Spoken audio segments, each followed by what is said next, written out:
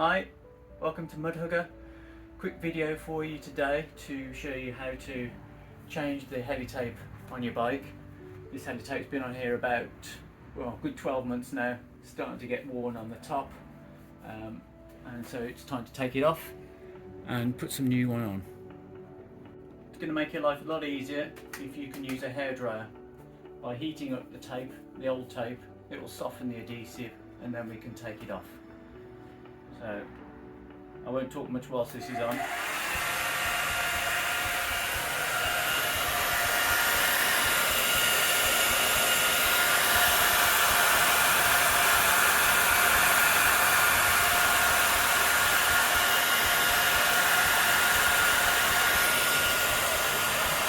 I'll just stop there and show you here where it's actually worn through the top layer of the helitape, but because I'm double wrapping it over the top, it hasn't actually gone through and affected the paint underneath. So if you can, always wrap it over itself and you get double the life of your helitape.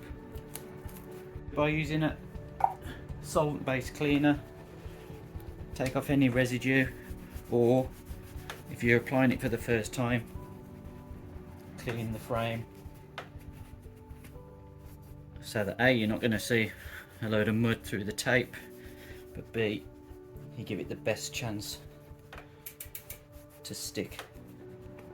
If it's the first time you're fitting your Mudhugger to your bike, you're going to need to rest it on the seat stays and mark up where the helitape wants to go.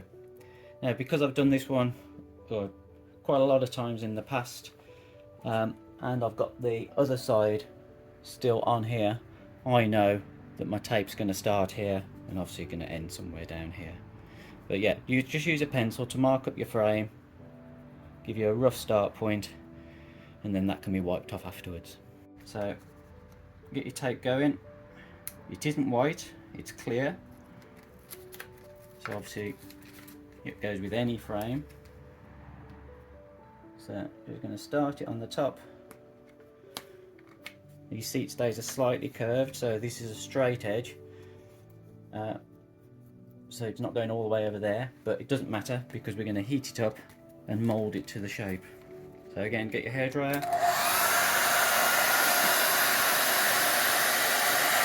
leave the backing on, because as we wrap it around here, it will protect the adhesive from getting mud off the tyres.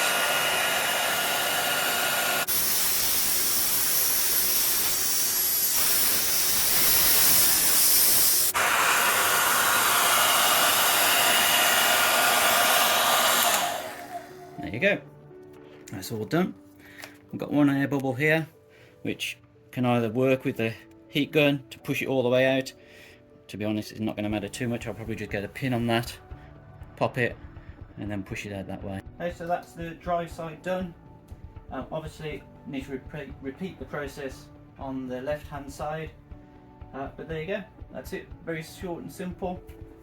This helitape should last 6 to 12 months, depends how much you ride. We're doing about 2,000 miles a year, normally lasts us a good 12 months, but again, it does depend where you ride, how often, and what kind of soils and gravel you're working in. So thanks for watching, and see you on the trails.